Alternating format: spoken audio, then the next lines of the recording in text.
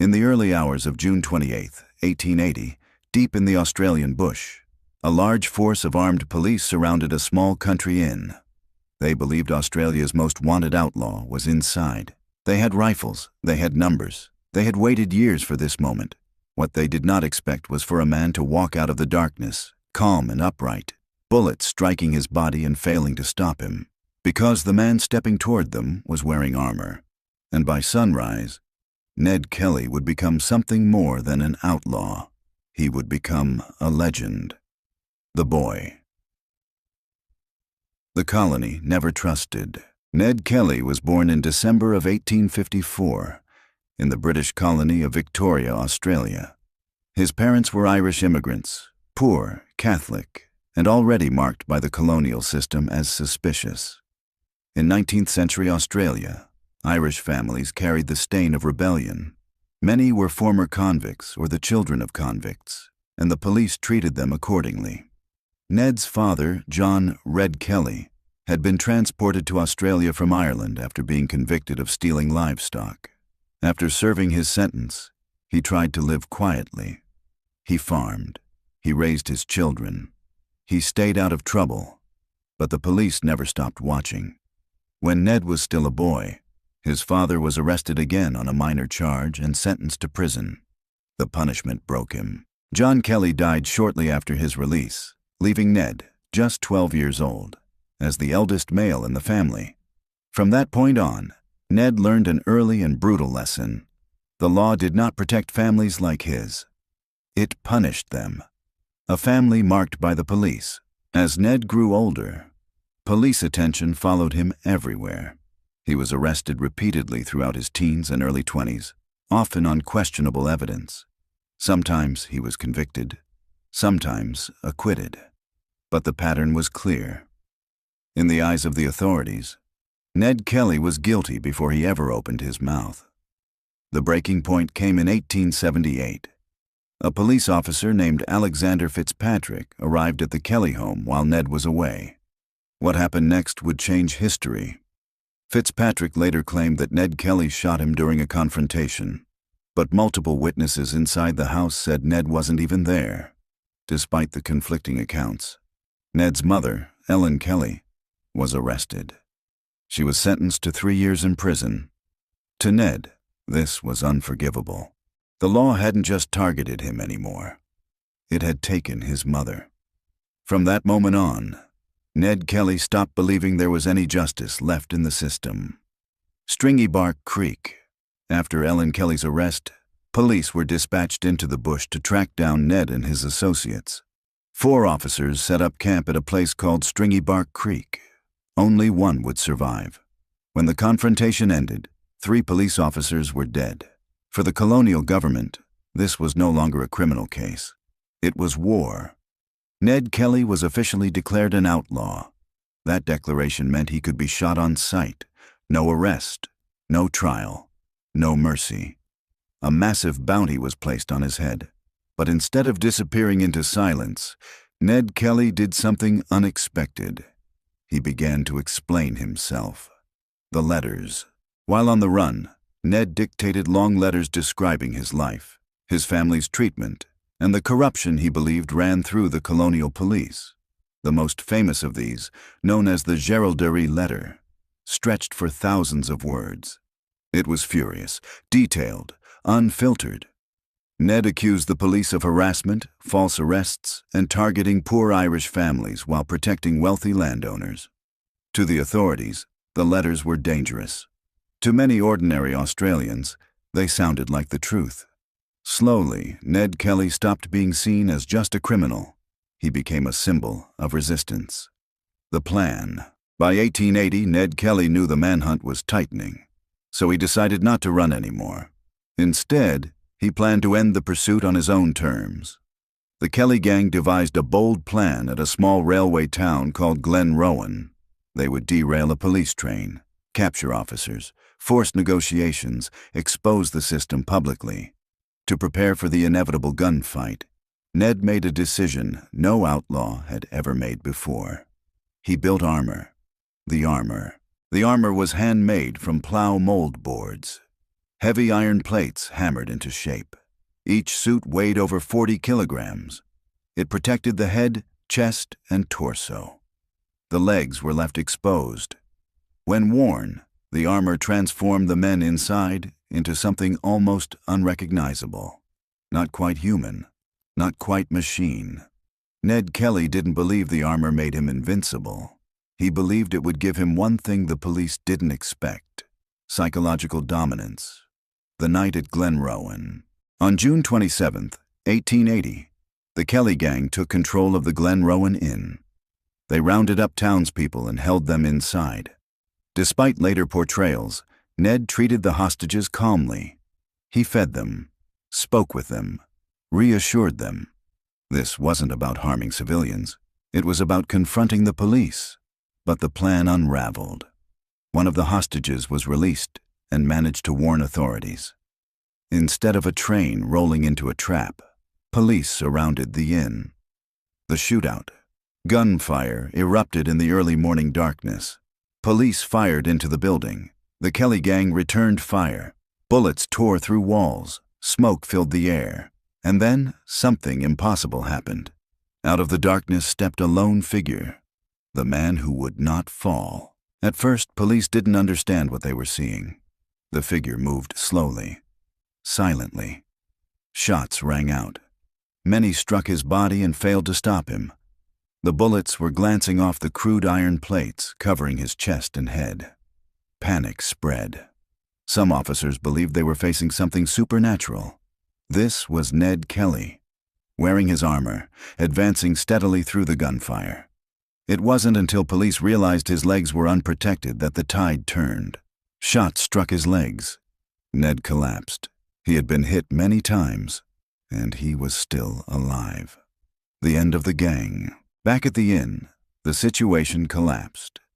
The building caught fire. Joe Byrne was killed by a bullet. Dan Kelly and Steve Hart died inside the burning structure. By morning, the siege was over.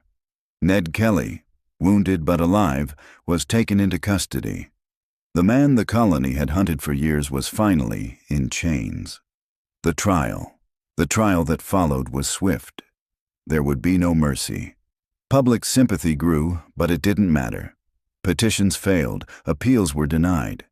Ned Kelly was found guilty and sentenced to death. When the judge finished pronouncing the sentence, he added the traditional words, "May God have mercy on your soul." Ned Kelly replied calmly, "I will meet you there." Such is life. On November 11, 1880, Ned Kelly was hanged at Melbourne Jail. He was 25 years old. His final words were reportedly, "Such is life." 3 simple words. Words that would echo through Australian history for more than a century. Legend or criminal? Was Ned Kelly a hero? Or a murderer? A freedom fighter? Or a criminal who crossed an unforgivable line? That argument has never been settled. But one thing is undeniable. On the night he walked out of the darkness at Glenrowan, refusing to run, refusing to kneel, refusing to disappear quietly, Ned Kelly chose how history would remember him, not as a man begging for mercy, but as a figure advancing through gunfire. Unbroken, unforgettable. In 1878, the government of Victoria made a decision that changed Ned Kelly's fate forever. They didn't issue a warrant. They didn't ask for his surrender. They didn't promise him a trial. They declared him an outlaw. And in 1800s Australia, that meant something far worse than being wanted. It meant he was no longer protected by the law. It meant any person could shoot him on sight. It meant his death would be legal. And once that line was crossed, there was no way back. What outlaw really meant.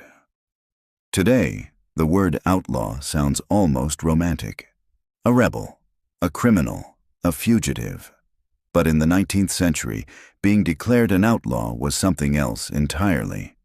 It was a legal death sentence. Under the Felons Apprehension Act, passed in colonial Victoria, a person declared an outlaw could be killed by anyone at any time, without warning. No arrest was required. No trial was expected. No accountability followed. If an outlaw was shot, the shooter faced no punishment. The law did not simply fail to protect the outlaw, it encouraged their death. This power was rarely used, and when it was, it sent a message to everyone watching. Why the law existed. Colonial Australia was built on fear. Fear of rebellion, fear of escaped convicts, fear of the vast, lawless bush.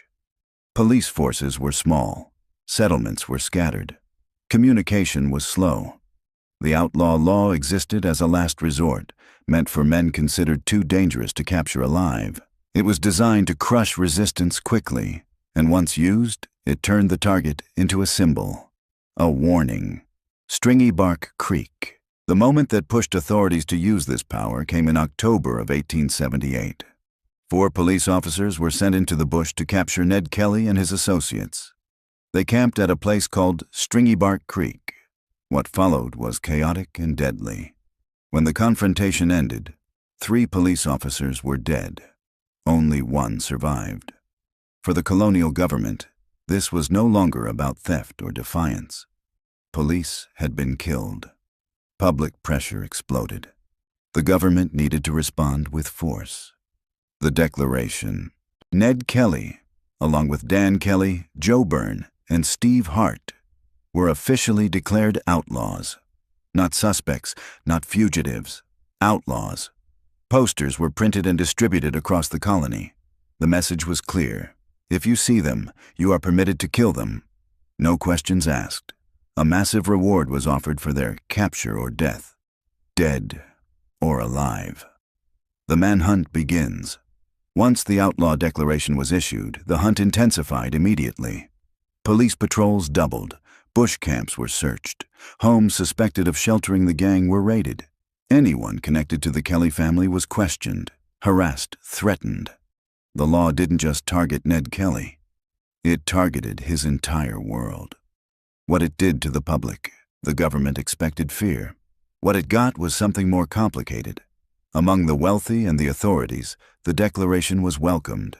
They wanted order restored. But among working-class Australians, especially Irish Catholics, the reaction was different. Many saw the outlaw law as proof that the system was stacked against them, that the law protected property and power, not people. Declaring Ned Kelly an outlaw didn't erase him, it amplified him. Life as a legal target. From that moment on, Ned Kelly could never surrender safely. If he walked into a town unarmed, he could still be shot. If he raised his hands, he could still be killed. The law offered him no path back, only an ending. Every encounter became life or death. Every shadow carried risk. And yet, he did not disappear. The effect on Ned Kelly. The outlaw declaration hardened Ned Kelly completely. Any remaining belief in fairness was gone. If the law had already sentenced him to death, then survival became resistance, and resistance became identity. He was no longer simply running. He was standing against the system that had condemned him. The manhunt escalates. Police resources poured into the hunt. Large search parties were formed. Informants were pressured. Rewards increased. The bush was scoured repeatedly. Yet the Kelly gang remained free. Not because they were invisible, but because they were protected. The network. Contrary to official narratives, Ned Kelly did not survive alone. He was supported by a loose network of sympathizers, farmers, workers, families who shared his resentment of police harassment. Food appeared. Warnings were given. Shelter was found. The outlaw law was meant to isolate him. Instead, it exposed the fractures in colonial society. The letters. During this time, Ned Kelly dictated his most famous letters. Long, angry documents explaining his life and his grievances. He accused police of corruption, of brutality, of targeting the poor while protecting the powerful. The letters were meant to be read publicly, to explain why he refused to submit. Authorities attempted to suppress them, but the damage was done. People were listening. Why the law backfired. Declaring Ned Kelly an outlaw was meant to end the problem quickly. Instead, it turned him into a cause. The law gave him no chance at redemption, so the public filled that space with myth. He became a symbol of defiance, of resistance against a system seen as unjust. The more force the government used, the more his legend grew. A dead end by design. The Outlaw Declaration created a trap. If Ned surrendered, he would likely be killed. If he resisted, he confirmed the government's narrative. There was no scenario where he walked free. The law had closed every door, leaving only one option: to control the ending. The road to Glenrowan. By 1880, Ned Kelly understood the truth. The outlaw law meant he would never be allowed to fade away. The hunt would continue until he was dead. So he stopped running. He began planning a confrontation so large, so public, it could not be ignored.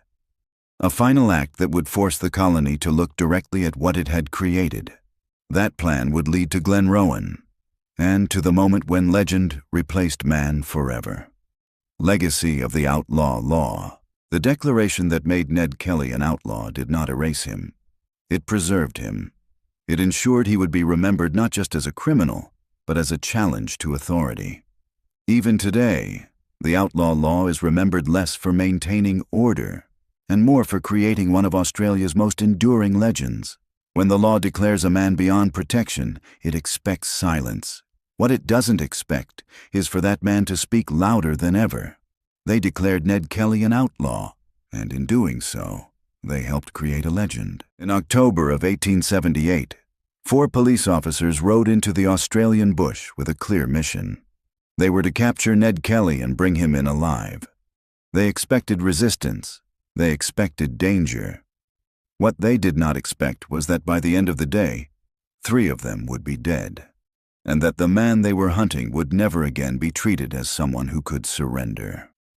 By late 1878, Ned Kelly was already wanted by police. He was accused of crimes, he was suspected of others, and he was believed to be hiding in the bush with a small group of associates. The situation was tense, but it had not yet reached the point of no return. That changed at a place called Stringy Bark Creek. 4 officers were sent to track down the Kelly gang. They were not random patrolmen. They were experienced bush police, used to long pursuits and harsh conditions. Their plan was simple: set up camp near suspected hideouts. Wait. Surprise the gang when they appeared. But the bush did not belong to the police. It belonged to the people who knew how to disappear into it. The camp was established in a remote area, surrounded by forest and scrub. The officers believed they were hidden. They were not. Ned Kelly and his associates knew they were there, and they watched. 2 of the officers left camp to investigate the area. They were intercepted by members of the Kelly gang.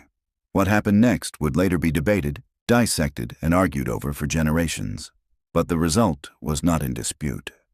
Both officers were shot. They died where they fell. The bush fell silent again. Back at the police camp, the remaining 2 officers waited, unaware of what had just happened. When Ned Kelly approached, he did not charge. He did not open fire immediately. He called out. He demanded surrender. What followed was chaotic and violent. Gunfire erupted. 1 officer was killed during the exchange. The last surviving officer fled into the bush. He would be the only one to return. By the time authorities understood what had happened, the damage was irreversible. 3 police officers were dead. Their bodies were recovered later. News spread quickly across the colony. For many, this was the moment sympathy ended. Police had been killed. Public outrage exploded. The government could not afford restraint anymore. The lone surviving officer gave his account of the events. It painted Ned Kelly as ruthless and dangerous. Others would later question parts of the story. But it no longer mattered. The deaths alone were enough. The killings at Stringy Bark Creek forced the government's hand. This was no longer about theft, defiance, or evasion. Police officers had died in the line of duty. The pressure to act decisively was overwhelming. Within days, authorities escalated the response. Ned Kelly and his associates were declared outlaws. After Stringy Bark Creek, surrender was no longer realistic. Even if Ned had wanted to give himself up, the climate had changed. Fear ruled the conversation. Revenge shaped policy. The law hardened. From that moment on, every encounter would be treated as a battle. The killings split public opinion. Some saw the officers as martyrs. Others saw the event as the inevitable outcome of years of police harassment and corruption. Among working-class communities, especially Irish families, resentment toward the authorities deepened. Stringy Bark Creek didn't just kill 3 men. It exposed a fracture running through colonial society. In later statements and letters, Ned Kelly framed the encounter as self-defense. He claimed the police intended to kill him, not arrest him. Whether one accepts that explanation or not, the reality remained. Blood had been spilled, and it could not be undone. Stringy Bark Creek is the moment Ned Kelly crossed from criminal into something else entirely. After this, the government would not negotiate, the public would not forget, and the law would show no mercy. This single confrontation reshaped everything that followed. Without Stringy Bark Creek, there is no outlaw declaration. There is no nationwide manhunt. There is no Glenrowan siege. This was the spark. Once lit, it could not be extinguished. Today, Stringy Bark Creek remains one of the most controversial moments in Australian history. Some see it as cold-blooded murder. Others as a violent confrontation driven by fear on both sides. But no one disputes its impact. 4 police officers entered the bush. Only one came back, and after that day, Ned Kelly was never just a man on the run again. He was a symbol, a target, and eventually, a legend. History often turns on moments no one can take back. Stringy Bark Creek was one of them, and once it happened, there was no going home.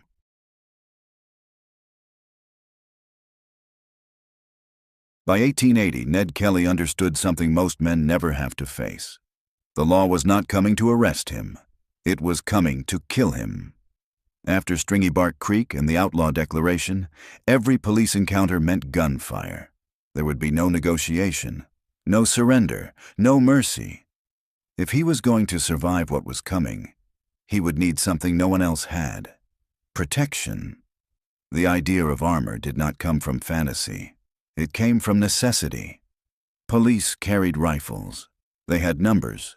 They had authority. Ned Kelly had the bush, but the bush alone would not stop bullets. So he began thinking about metal. The armor was not ordered. It was not manufactured. It was not refined. It was stolen and built by hand. Kelly and his associates gathered plow mold boards and heavy farm iron, materials meant for breaking soil, not stopping gunfire. Using basic tools, they hammered the metal into shape, piece by piece. Chest plates, back plates, shoulder guards, and most famously, the helmet. The helmet was the most unsettling part. A solid iron shell with a narrow slit for the eyes.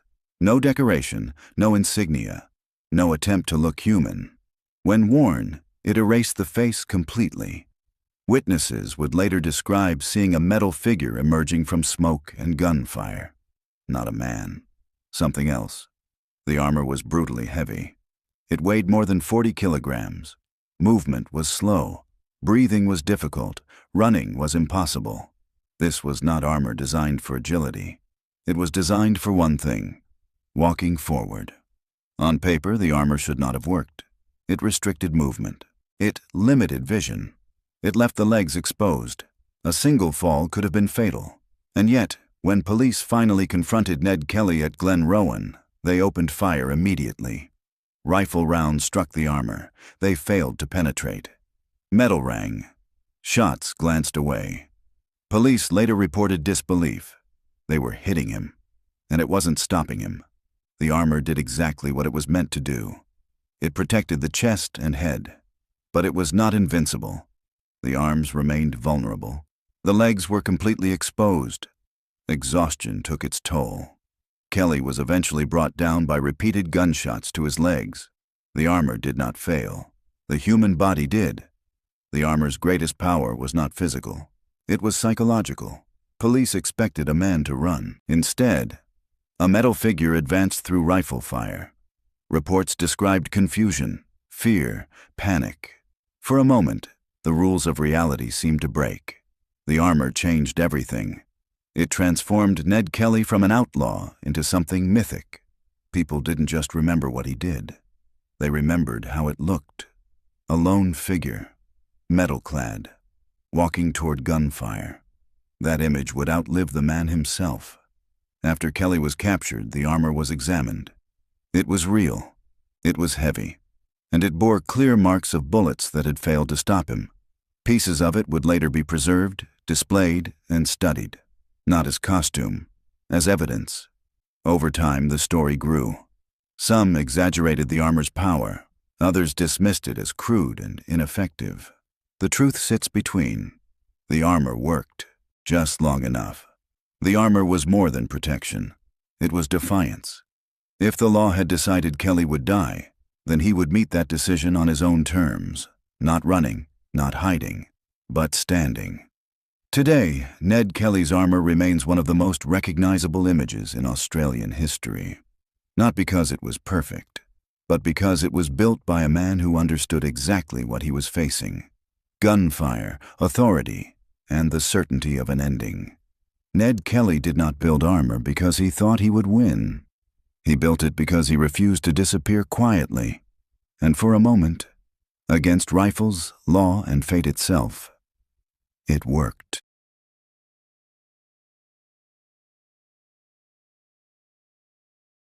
By the time Ned Kelly stood before the court, the man himself was already fading.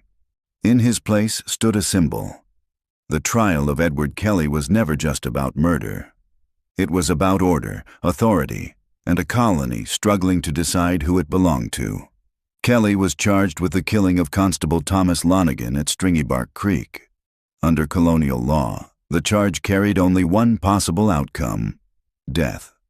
The proceedings moved quickly. Some would later say too quickly. Kelly was represented by counsel, but the outcome was never truly in doubt. The Crown's case rested on testimony from the sole surviving officer, evidence gathered during the manhunt, and the undeniable fact that Kelly had lived for years in open defiance of the law. Yet even during the trial, something unusual was happening outside the courtroom. Public opinion was splitting. For some, Kelly was a cold-blooded killer who had crossed a line that could never be uncrossed. A man who shot police officers and laughed at the law. For others, he was something else entirely. A product of harassment. A son of a broken system. A working-class Irish Catholic who had grown up watched, targeted, and punished long before he ever fired a gun. Petitions began to circulate. Thousands of signatures were gathered, calling for clemency. Letters poured in. Public meetings were held. Editorials argued not for Kelly's innocence, but for mercy. The government refused. When the verdict was read, Kelly did not protest. He did not beg. He listened, and when the judge pronounced the sentence, Kelly responded with a line that would follow him into history. "I will see you there, where I go." Whether those exact words were spoken as recorded remains uncertain. But the sentiment was unmistakable. Kelly believed the law itself was on trial. In the weeks before his execution, Kelly was held in Melbourne jail. He was visited by clergy. He wrote letters. He reflected on his life. Some accounts describe a man at peace. Others describe a man worn down, resigned, still defiant in quieter ways. There were no rescues, no last-minute pardons. On the morning of November 11th, 1880, Ned Kelly was hanged. He was 25 years old. In purely legal terms, that should have been the end of the story. Instead, it was the beginning. Almost immediately, the narrative fractured. Newspapers debated his final moments. Some described bravery, others claimed cowardice. Songs were written, stories were exaggerated, details blurred. The man disappeared. The legend took his place. Over time, Kelly ceased to be a criminal in the public imagination and became a question. Was he a murderer, a rebel, a victim of colonial injustice, a folk hero who stood against an oppressive system, or simply a violent man shaped by violence? The truth resists simplification. Kelly did kill. That is fact. Kelly also lived in a society where Irish Catholics were disproportionately policed, where poverty was criminalized, and where bushrangers emerged not from myth, but from desperation. History does not absolve him, nor does it erase the conditions that made him. What transformed Ned Kelly into a legend was not his armor, or even his defiance. It was the unresolved tension he left behind. He forced a colony to confront its contradictions: law versus fairness, order versus equity, authority versus lived experience. That argument never fully ended. Today, Kelly's image hangs in galleries. His armor is preserved behind glass. His name appears in films, songs, murals, and debates that refuse to settle. He is remembered not because he was right, but because his story exposed something uncomfortable: that sometimes legends are born not from heroes, but from fractures in the system itself. Ned Kelly did not win, but he changed the conversation, and in doing so, he became something history could not bury. He became a legend. For a long time, Ned Kelly's story is told as if it began with gunfire. But the truth is quieter, and in some ways, worse. Because before the armor, before the manhunt, before the shootout in the bush, there was a single decision that turned a family conflict into an outbreak. A policeman rode to the Kelly home. He left wounded. And 2 days later, Ned Kelly's mother was arrested. That arrest did not create the legend by itself. It created the point of no return. In April of 1878, the Kelly family were already known to police in northeast Victoria. They were watched, they were suspected, and they lived with a constant pressure that never fully lifted. At the center of what came next was Constable Alexander Fitzpatrick. On the evening of April 15th, Fitzpatrick went to the Kelly home at 11 Mile Creek, near Greta, with the claim that he was there to arrest Daniel Kelly. Why Dan? The short answer is that police believed he was involved in horse theft, and a warrant had been issued for him. The longer answer is that in this world, arrests were not only about a single charge. They were about control. They were about reputation. They were about whether the police believed they could walk into a home like that and leave with someone in custody. Fitzpatrick's visit has been argued over for more than a century. Even the basic question of what happened inside that house is disputed. Fitzpatrick claimed he was attacked during an attempted arrest and that he was shot in the wrist, and he blamed Ned Kelly as the shooter. Ned Kelly denied he was even there. He denied it consistently, even later, even when denying it harmed him. So what is fact and what is contested? It is broadly agreed that Fitzpatrick went to the Kelly home on April 15th, and a violent struggle occurred, and he returned wounded with a gunshot injury to his wrist. After that, warrants and charges followed quickly. Ellen Kelly, her son-in-law William Skillion, and a neighbor, William Williamson, were arrested and charged with aiding and abetting attempted murder. This is where the story tightens. Because Ellen Kelly had just given birth, according to the State Library of Victoria, she was arrested 2 days after the birth of her 12th child. Whatever you think about the Kelly family, whatever you think about Ned, it is hard to miss what that meant. It meant police were no longer dealing with this as a local disturbance. They were making an example. And that example had a mother at its center. Ellen was later convicted and sentenced to 3 years in prison. This is one of the most important and least understood turning points in the entire Kelly story. Because for Ned and Dan, the Fitzpatrick incident was not just a fight with a constable.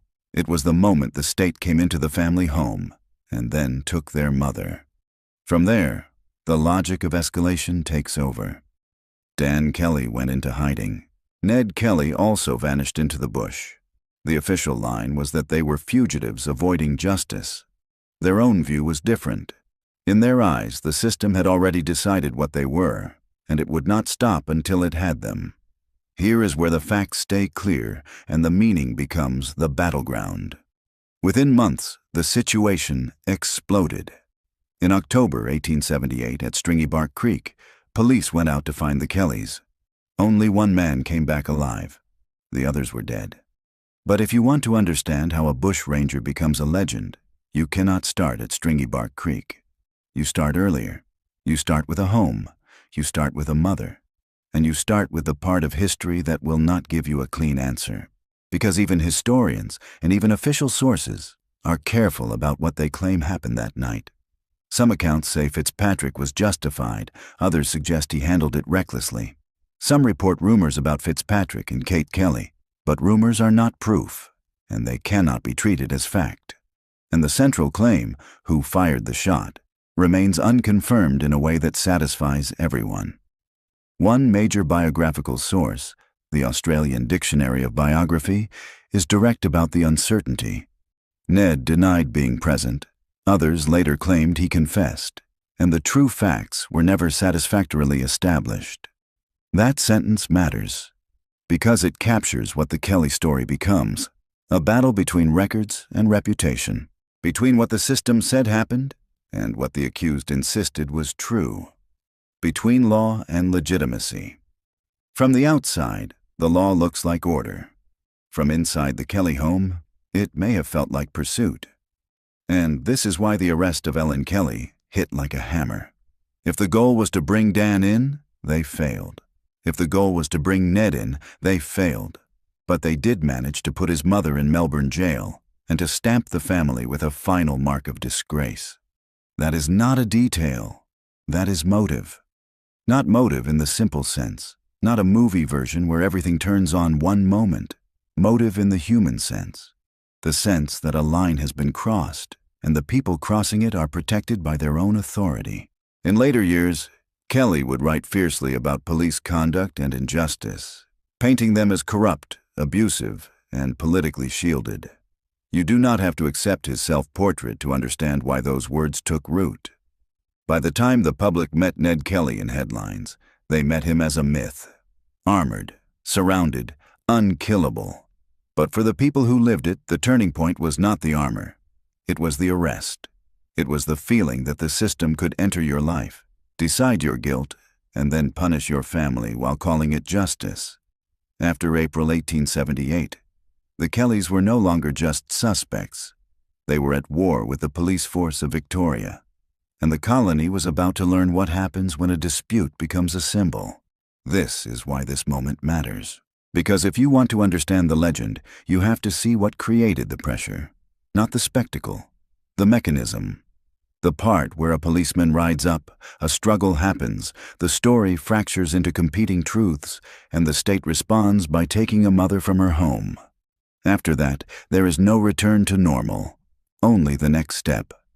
Only the next escalation. Only the long road toward Stringy Bark Creek, Euroa, Geraldary, Glenrowan, and the end that could not end the argument. In the next episode, we go deeper into what the police believed they were dealing with, what the Kellys believed they were surviving, and why the hunt that followed only made the legend stronger. For most of his life, Ned Kelly did not see himself as a criminal. He saw himself as hunted. And in the story Kelly later told, the conflict did not begin with the law as an abstract force. It began with a man, a police officer named Alexander Fitzpatrick.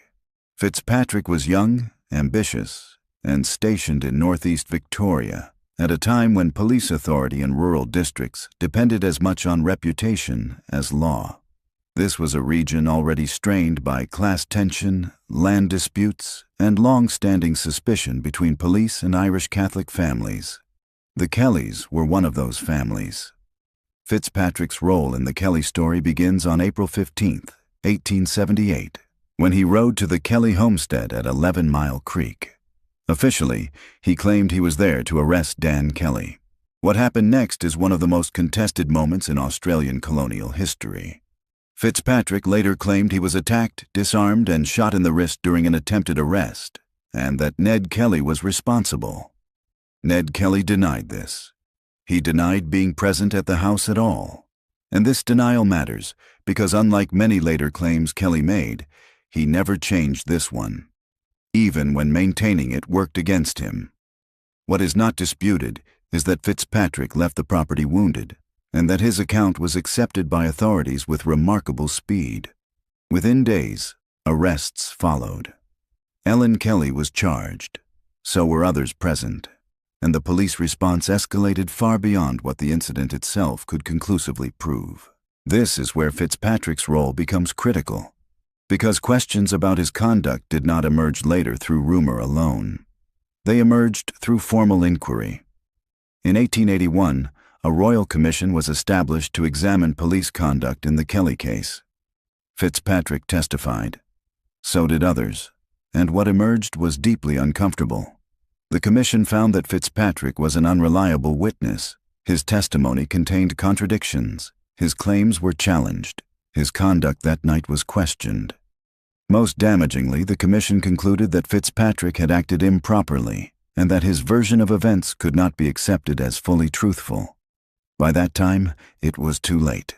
The damage was done. The Kellys had already been pushed into open conflict with the police. Ned and Dan Kelly were already in hiding, and within months, 3 police officers would be dead at Stringy Bark Creek. This is not to say that Fitzpatrick alone caused everything that followed. History is rarely that simple, but his actions, and the system's unquestioning acceptance of his account, created a chain reaction that could not be undone. What mattered most was not whether Fitzpatrick lied. What mattered was that his word was treated as sufficient. No serious effort was made to reconcile contradictions. No pause was taken to assess proportionality. The system moved as if guilt had already been decided. From the Kelly perspective, this confirmed their worst fear, that the law did not operate neutrally. That accusation itself was punishment. That police authority was self-protecting, even when wrong. Later, in his Gerald Derry letter, Ned Kelly would write at length about police corruption, false testimony, and systemic abuse. Those words are often dismissed as self-serving, but when read alongside the findings of the Royal Commission, they cannot be ignored. The Commission did not absolve Kelly. It did not justify murder, but it did confirm something essential, that the conflict was fueled not only by criminal acts, but by institutional failure. Alexander Fitzpatrick was dismissed from the force.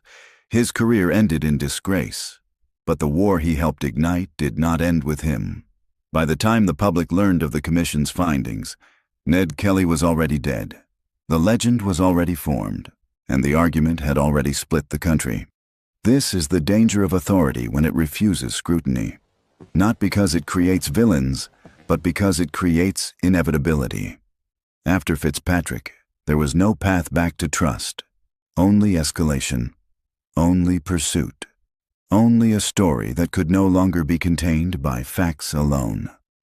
In the next episode, we step further back, before the police, before Fitzpatrick, before the war, to the moment that shaped Ned Kelly long before he ever raised a weapon, the moment he became the man of the house at 12 years old.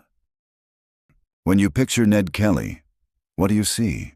For most of us, it's a figure of pure myth, an outlaw in a suit of homemade armor, defiantly staring down a hail of police bullets. His name brings to mind blazing shootouts, bold bank robberies, and a fiery final stand that cemented him as a legend. But that's the end of the story. Every legend has a beginning, and Ned Kelly's starts not with gunfire, but with the quiet, grinding hardship of a boy trying to survive. Long before any metal was hammered into a helmet, a different kind of armor was being forged around him, piece by piece, by poverty, prejudice, and a system that seemed determined to see him fail. This is the story of how the world created Ned Kelly, long before it even knew his name. Our story begins in the mid-19th century, on the dirt-poor frontier of colonial Victoria. Back then, being Irish in Australia meant you were born under a cloud of suspicion. The Kelly family, like so many others, had come looking for a better life, but hardship had a way of following them. Ned's father, John "Red" Kelly, was an Irish convict, transported for stealing 2 pigs. After serving his time, he married a tough, spirited woman named Ellen Quinn and tried to build a life for their family. But his past was a stain that wouldn't wash out. To the mostly British and Protestant police, a man like Red Kelly was an easy target. The family was poor, Catholic, and Irish. In the eyes of the law, that was practically 3 strikes against them. Ned was born into this world around 1854, the eldest of 8 children. From day one, he learned that life was a fight. He saw how the local cops constantly watched his family, harassing them and blaming them for any trouble that stirred up. He learned the language of the underdog, a life full of casual slurs, unfair accusations, and the constant threat of a law that was supposed to protect you, but often felt more like a weapon used against you. Then, in 1866, the first real tragedy struck. Ned was just 12 when his father died. The official cause was dropsy, but the family knew it was more than that. Red had just been released from a humiliating 6-month sentence of hard labor on a questionable cattle theft charge, and it had broken his health and his spirit. His death left a huge hole in the family, but it also dropped an immense weight right onto Ned's young shoulders. At an age when most kids are just starting to figure things out, Ned was suddenly the man of the house. He had to quit school, his own dreams disappearing overnight. It was now his job to provide for his mother and 7 younger siblings. He spent his days felling timber and breaking horses, his youth traded for the brutal reality of a grown man's work. But even in this bleak world, there were flashes of the man Ned could have become. A year before his father's death, at just 11 years old, he did something truly heroic. He saw a 7-year-old boy, Richard Shelton, fall into the raging waters of Hughes Creek. Without a second thought, Ned jumped in and fought the current to pull the drowning boy to safety. The Shelton family called him a hero and gave him a beautiful green sash with gold tassels. It became a symbol of his courage that he treasured for the rest of his life. For a moment, Ned wasn't a troublemaker or a future convict. He was a hero. It's a crucial piece of the puzzle, a reminder that before the outlaw, there was a boy who understood what a life was worth. As Ned grew into his teens, the path of honest work seemed to lead nowhere but exhaustion and disrespect. At the same time, another path was opening up, and a new teacher was about to enter his life. In 1869, when he was only 14, Ned had his first official run-in with the law. He was arrested for assaulting a Chinese pig farmer, though the case was quickly thrown out. It was a minor incident, but it was the first entry in a police file that would only get thicker. Soon after, Ned started spending time with one of Victoria's most infamous bushrangers, a man named Harry Power. Power was a veteran outlaw who knew the rugged bush of the Wombat Ranges like the back of his hand. To a teenager like Ned, struggling to find his place, Power must have seemed larger than life. He was a rebel who lived by his own rules, taking what he wanted from a world that had given him nothing. Ned essentially became Power's apprentice. He rode with the bushranger for months, learning the outlaw trade. He learned how to survive in the wild, how to spot police patrols, and how to handle a gun for more than just hunting. It was a masterclass in rebellion. While Ned later claimed he was forced into it and was ultimately cleared of any crimes with Power, the experience changed him. It showed him there was another way to live, a way to fight back. But this education made him a marked man. The authorities no longer saw him as just a convict's son. He was now a bushranger's protege. The police watched him, just waiting for him to slip up. That slip-up came in 1871. Ned, now 16, was arrested for possessing a stolen horse. The horse had been given to him by a shady character named Wild Right, and Ned swore he had no idea it was stolen. During the arrest, Constable Hall pistol-whipped him brutally, a violent preview of the war to come. Despite his pleas of innocence, the court didn't buy it. He was found guilty and sentenced to 3 years of hard labor, 3 years in Pentridge Prison for a 16-year-old. It was a place designed to break men, but Pentridge didn't break Ned. It hardened him. It filled him with a burning conviction that the law wasn't about justice. It was a weapon for the powerful. When he got out in 1874, he was a man with a prison record and a score to settle. He immediately tracked down Wild Right and, in a bare-knuckle boxing match that went 20 rounds, beat the man who set him up, taking back his own form of justice. For a few years, things quieted down. The Kellys moved to a new plot of land, and Ned tried to make it work, taking a job at a sawmill. But trouble was always just around the corner.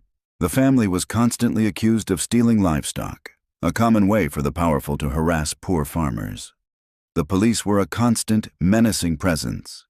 It was like living in a pressure cooker, with the steam building year after year. All it needed was one spark to explode. That spark came on April 15th, 1878, and his name was Constable Alexander Fitzpatrick. The Fitzpatrick incident was the moment everything changed. It was the tipping point that turned Ned Kelly from a man with a criminal record into the most wanted outlaw in the country. Now, what actually happened that day depends entirely on who you ask. Here's Constable Fitzpatrick's story. He claimed he went to the Kelly home alone to arrest Ned's younger brother, Dan, for horse theft. As he tried to make the arrest, he said the family went wild. He swore Ned Kelly shot him in the wrist, and that their mother, Ellen, smashed him over the head with a fire shovel. It was a dramatic tale of a brave officer ambushed by a vicious family of criminals. The Kellys' version was different. In a famous letter he later wrote, Ned said Fitzpatrick was drunk when he showed up and had no warrant. More importantly, they claimed he made an improper advance on their younger sister, Kate.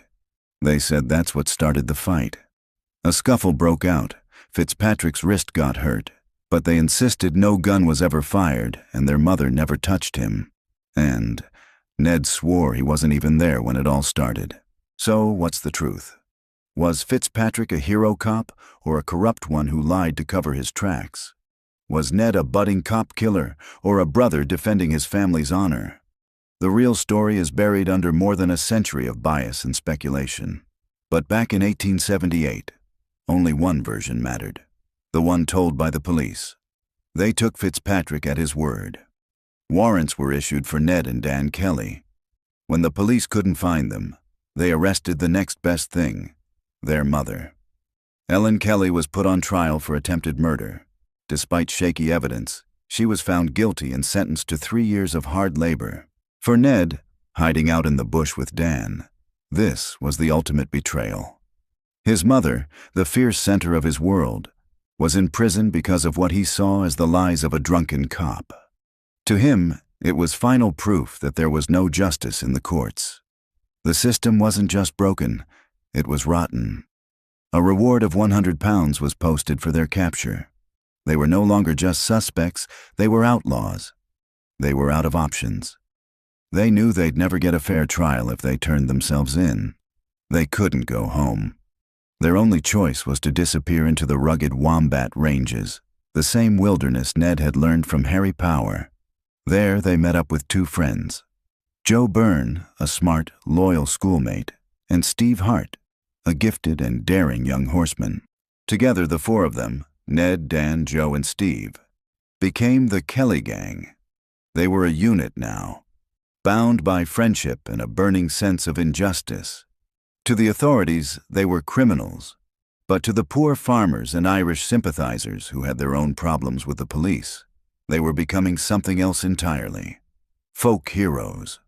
The boy who'd saved another from drowning, the man who tried to protect his family. That person was now buried, replaced by an outlaw forged in the fire of tragedy. The quiet part of his story was over. The legend was about to begin.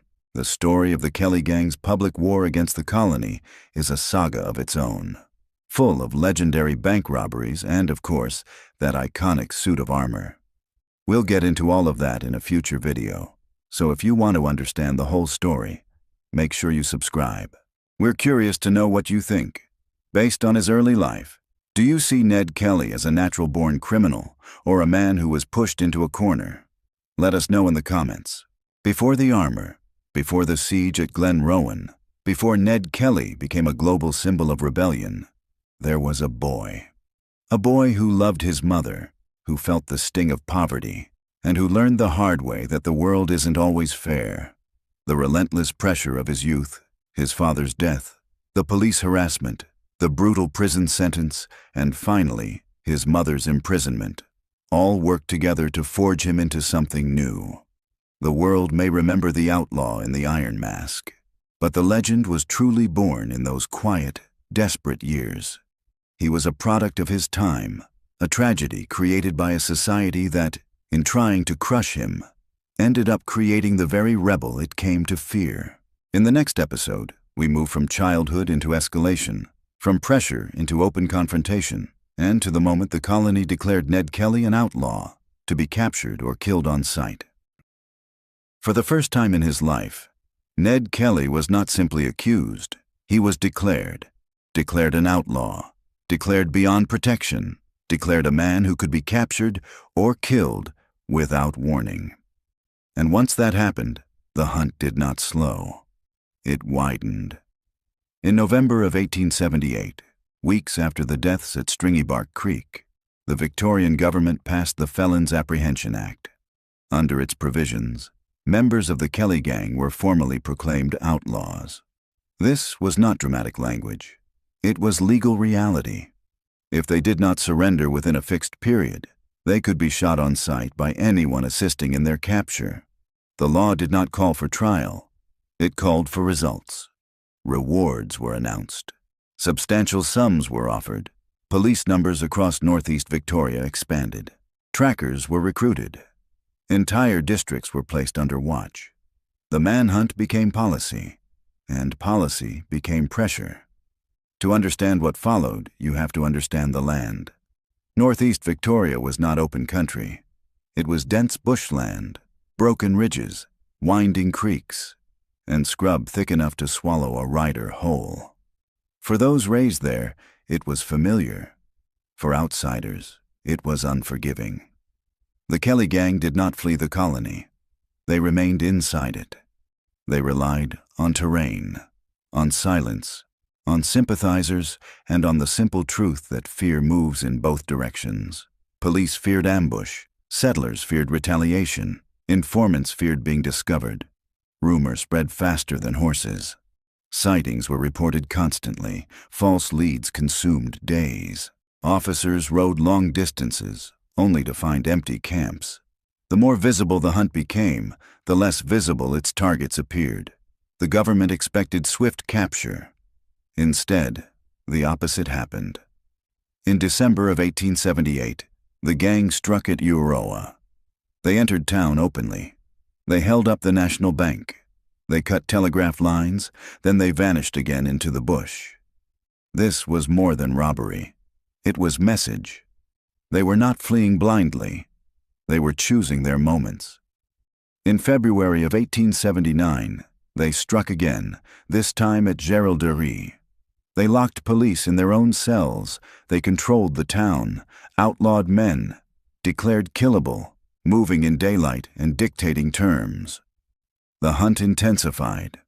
More officers arrived. More homes were searched. More families were questioned. Trust in the region thinned. For authorities, it was pursuit. For many locals, it felt like occupation. And in that space, legend began to form. Each failed capture made the gang appear more capable. Each successful raid made them seem more deliberate. Each proclamation from Melbourne made them larger than the terrain itself. But inside the bush, there was nothing romantic about it. It was exhaustion, constant movement, limited supplies, uncertain shelter, no safe night. Outlaw status does not create freedom. It removes it. There is no rest when every distant rider might be armed. There is no permanence when every camp must be temporary. The hunt that would not end was not simply a search. It was a tightening circle. By 1880, political pressure mounted. The cost of the pursuit had grown. Public opinion was divided between condemnation and uneasy admiration. The colony wanted resolution, and systems under pressure rarely retreat. They escalate. The Kelly gang would answer in kind. But that belongs to the next chapter, because the true consequence of being declared an outlaw is not immediate capture. It is living beneath a law that no longer protects you. The hunt did not make Ned Kelly famous. It made him inevitable. And inevitability is where legend begins to harden. In the next episode, we examine how he remained free for so long, and why every month at large made his eventual capture more dangerous for everyone involved. There was no courtroom, no newspaper willing to print his defense, no official space where he could argue his case. So he wrote it himself. In February of 1879, after the raid on Geraldary, Ned Kelly dictated a document that would become one of the most controversial statements in Australian history.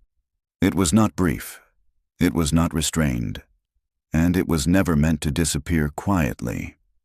Over 50 pages long when written by hand, the Geraldary letter was dictated to Joe Byrne as Kelly spoke.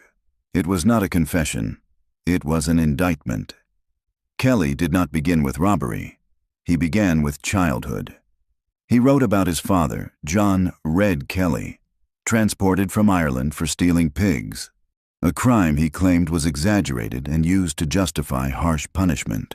He described growing up poor, Irish, and already suspected. From the beginning, the letter frames his life not as rebellion, but as inheritance.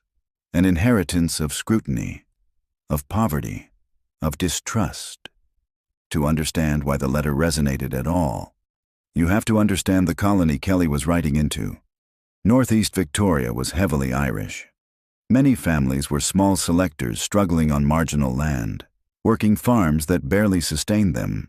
Police in the region were often seen not as neutral enforcers, but as representatives of British authority. This tension did not begin with Ned Kelly. It predated him. Irish Catholic settlers frequently complained of excessive surveillance and aggressive enforcement. Historians debate how systemic this bias truly was, but perception shapes reality, and Kelly's letter tapped directly into that perception. He positioned himself not as isolated outlaw, but as example. He accused police of harassing his family long before Stringybark Creek.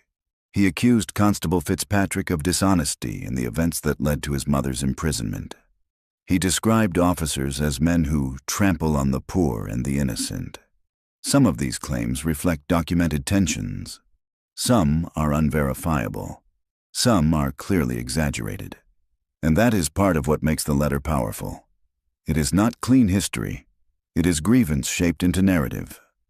Kelly wrote at one point, "I am a widow's son outlawed, and my orders must be obeyed." The tone is defiant, but it is also revealing. He did not describe himself as a criminal. He described himself as a man forced outside the law. That distinction mattered deeply to him, and he wanted it to matter to the public. He did not deny violence, but he reframed it. Regarding Stringybark Creek, he argued that he believed police intended to shoot him without warning. He presented the confrontation as self-defense. Whether that belief was justified remains debated. But in the letter, it is presented not as aggression, but as necessity. And that framing changes the moral terrain. Because once violence is framed as defense, it invites something dangerous. Not agreement, but sympathy. The letter itself is not polished. It wanders, it repeats, it becomes emotional. At times it contradicts itself. Kelly condemns police brutality, yet defends killing officers. He speaks of injustice, yet justifies armed resistance. These contradictions do not weaken the document, they humanize it. It reads less like a legal submission, and more like a manifesto born under pressure. But there is strategy beneath the emotion. Kelly understood audience. He was attempting to move the conflict out of the bush and into the public imagination. If he could not win in court, he could attempt to win in memory. And memory is not controlled by warrants. When the gang raided Geraldary, Kelly intended for the letter to be published. He left it behind, expecting it to circulate. It did not. Authorities suppressed it. It was not printed in full during his lifetime. And that silence shaped the legend as much as the words themselves. Because silence creates speculation. Speculation creates myth. Over time, the Geraldary letter became evidence for both sides. Supporters would later argue it proved Kelly was articulate, politically aware, and reacting to systemic inequality. Critics argued it was self-serving justification, an attempt to rationalize violence and elevate himself into something larger than he was. Both interpretations can be found in the text. That is why it endures. The letter was eventually preserved. In the 20th century, historians began examining it closely.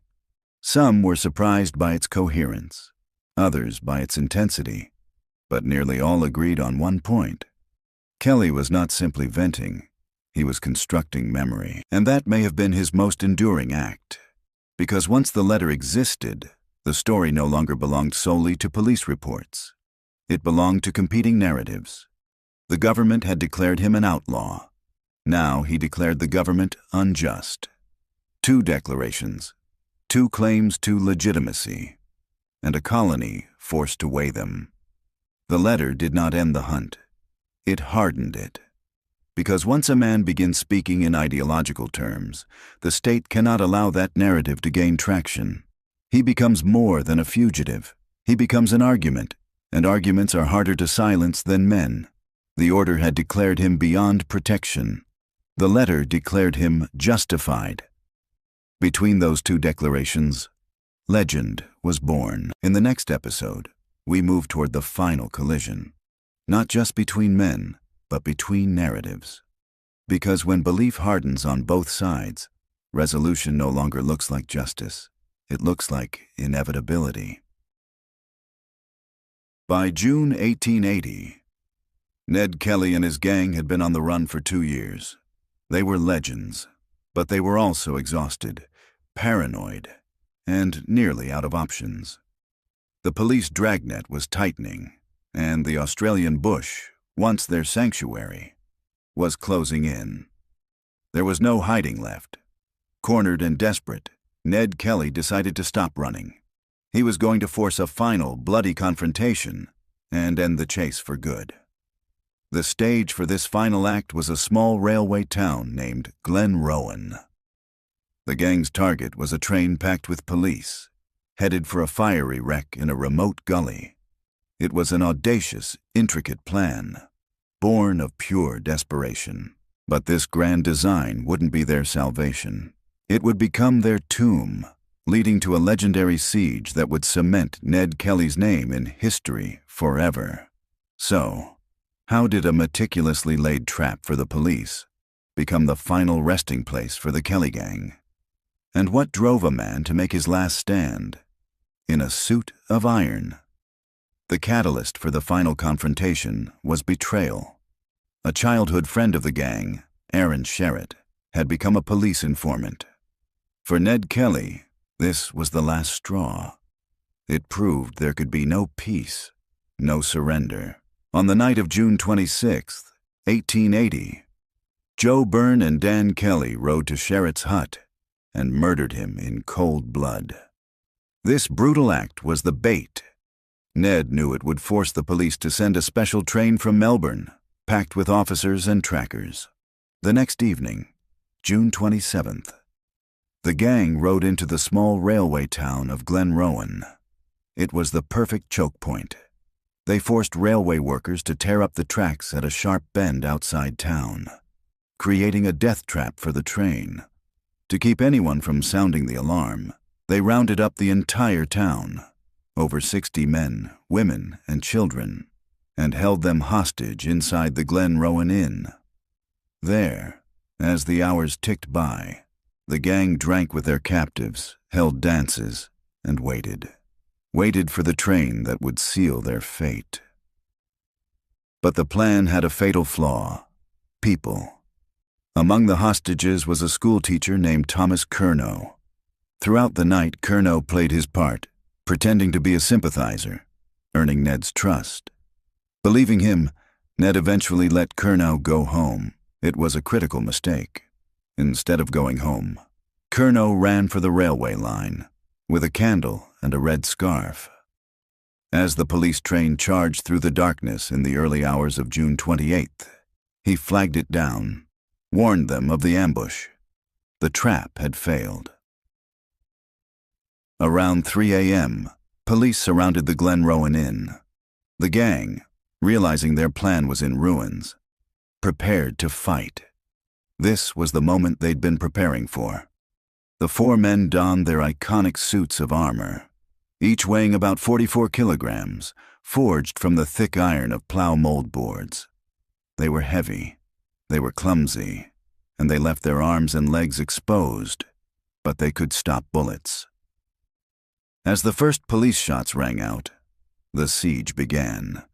The initial volleys were pure chaos. Joe Byrne was one of the first to fall, shot through a small gap in his armor as he took a drink at the bar. He bled to death, on the floor.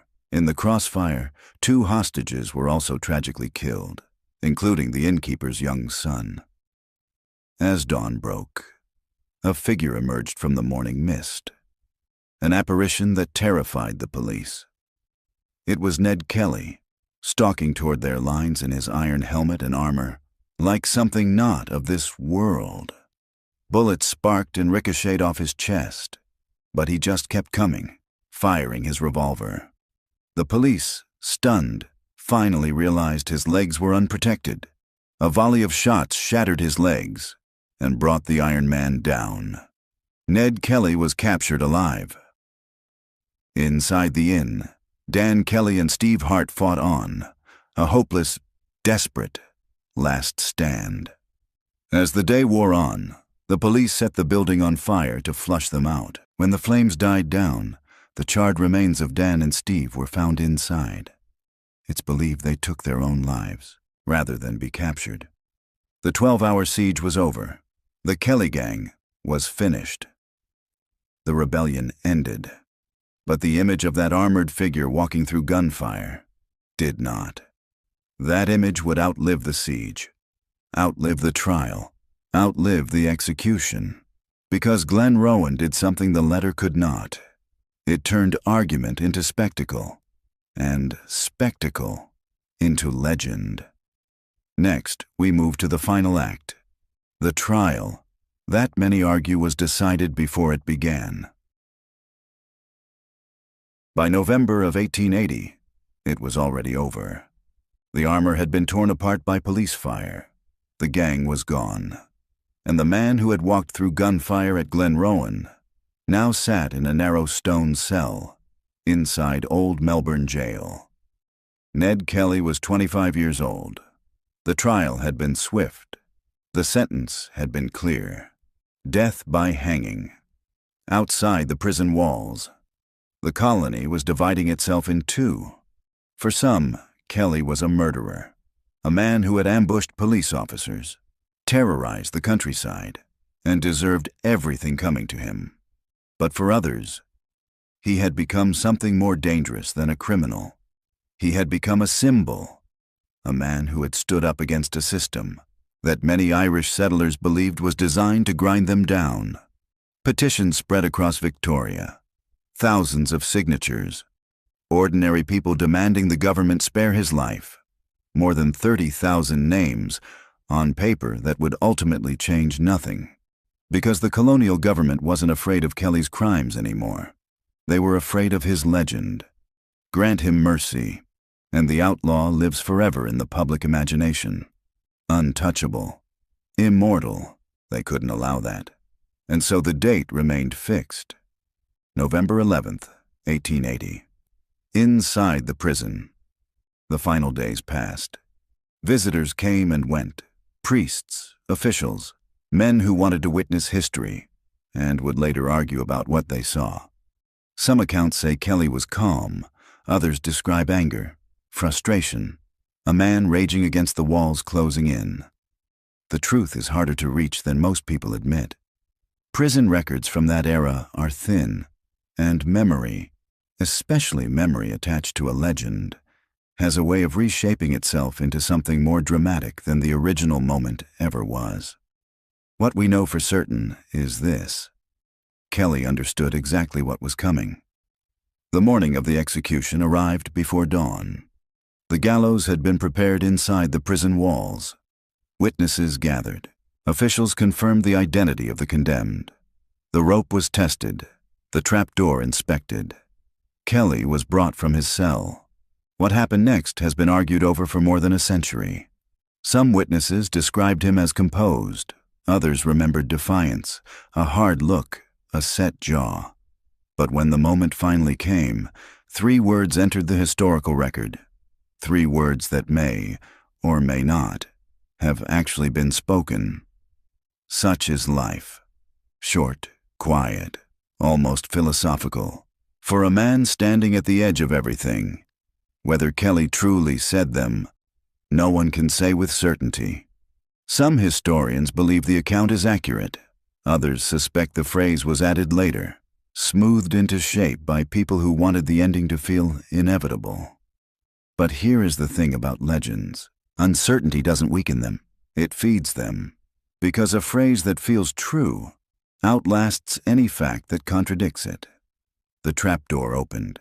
The execution was carried out, and the rebellion that had shaken colonial Victoria finally ended. Or so the authorities believed. Because once a man dies, the arguments about him grow louder, not quieter. His supporters remembered a rebel, a man who had looked at an unjust system and refused to bow to it. His critics remembered a killer, a man who had chosen violence and dragged others down with him. Both versions survived. Both versions still survive today, and both of them kept feeding the legend. The armor from Glenrowan was preserved behind glass. The Geraldary letter was studied in universities, and the story of the boy from the bush, who put on iron and walked into gunfire, never stopped growing. Not in courtrooms, not in police reports, but in memory, in the arguments people still have about what he was and what he meant. Because history records what happened, but legends grow in the space between the facts and what people need to believe. And that is where Ned Kelly still lives. The story doesn't end here. Every week, another chapter, another moment, another name history couldn't forget. Subscribe and see who becomes a legend next.